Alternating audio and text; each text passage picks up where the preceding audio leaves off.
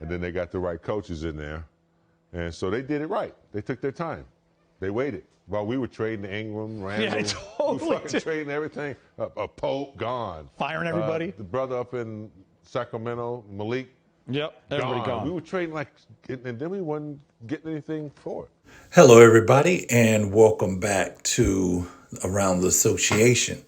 Now, the Lakers, with the hiring of really J.J. Redick and with the presumed position of them drafting one Bronny James at some point within the draft, it's got a lot of Laker fans and Laker greats, former players, Hall of Famers for their franchise that want to see them do good, kind of questioning the direction of the franchise. And I don't think, maybe besides Kobe in recent memory, but even with Kobe, I'd say Magic Johnson, who brought the Lakers 5 championships in the 1980s, actually has a lot to say as it relates to the direction of Jeannie Buss and Rob Pelinka.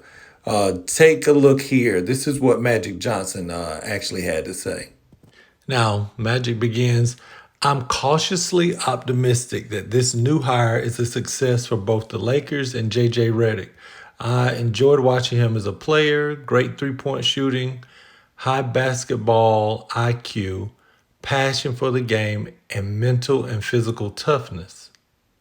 If he can bring how he played professionally to the Lakers, this could work out. But will his transition from star basketball player to head coach end up like Steve Kerr, Jason Kidd, Ty Lue, or Doc Rivers? Or the former NBA players turned coaches who weren't successful? Okay, and that's how Magic started off. And then Magic continued and said naming a head coach was just the first step. Even bigger than naming J.J. Redick as the head coach, Rob Pelinka's next step must be to improve the roster if we are going to compete against all the powerhouse teams in the West like the Nuggets, the Timberwolves, Mavericks, Suns, Thunder, Spurs, and the Clippers. So basically, he doesn't feel that roster is really up to snuff to make any kind of noise whatsoever.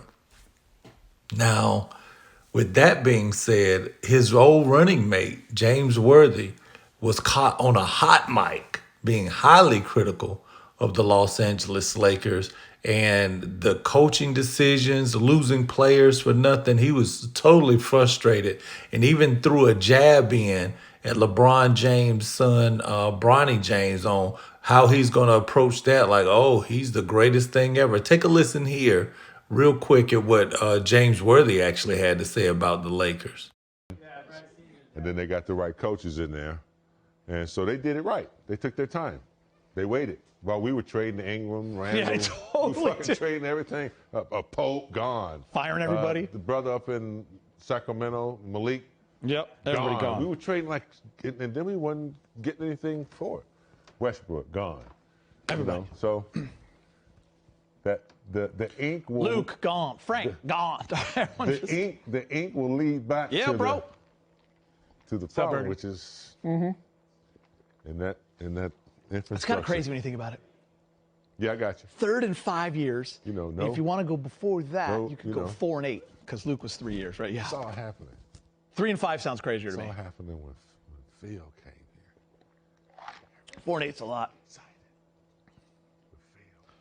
Perez, we did the math. 3rd coaching hire show in 5 years. What's up, B? How you doing? And then 4 and 8 if you count Luke. That was 3 years before. All week. Well, 16 was Luke. And Thursday. Back to back. It's too much.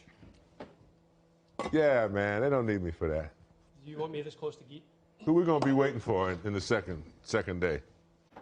Dude, just wait till you fucking have to talk about it that night. We're gonna be dying, dude. It's gonna hurt us. Well, he's the greatest young player ever right now. Bronny, that's what I'm gonna say. Wow. I mean, That's pretty telling. I mean, James Worthy, definitely critical, highly critical. Really, that whole Spectrum newsroom is like, what are we doing? We're the Lakers. We're scrambling. You know, we're sacking all time. One of, if not the most storied franchise in the NBA. Definitely been the most consistent as far as winning in recent memory. But it's something that your all-time greats are like, I mean, what are we doing? What are we doing? We're scrambling like we're not used to what we're supposed to do. We're the Lakers. We hire the best coach. We convince the talent, hey, this is La La Land.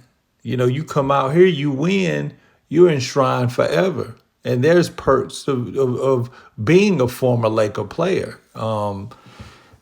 Instead, it's like they're scrambling like a franchise that's never won anything. And that's the sentiment that you're getting from your all-time greats. And then when James Worthy actually makes the comment about Bronny James, like, and like they already know it. Like, what are we going to say whenever, you know, we're waiting around the second day and they take Bronny in the second round. And James Worthy says, I mean, he's the greatest player. He's the greatest young player ever. That's what I'm going to say. It's almost like you're making a joke of your own franchise. One that obviously you love. You're still doing their local broadcasts on the Spectrum Network. James Worthy is a Laker through and through. Magic Johnson, I don't know if there's a more noticeable Laker.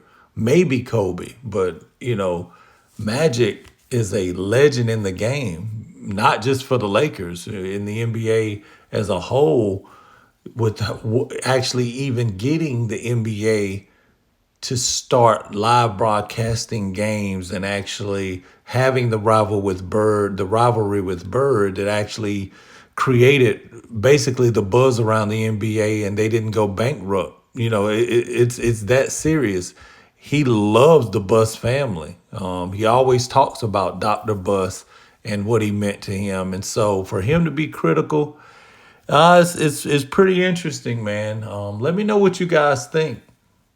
Be sure to like and subscribe if you haven't already, and I'm gonna holler at you next time. Peace. Skip tweeted something, and although I disagree with the tweet, and hopefully Skip would take it down. I'm not going to take it down.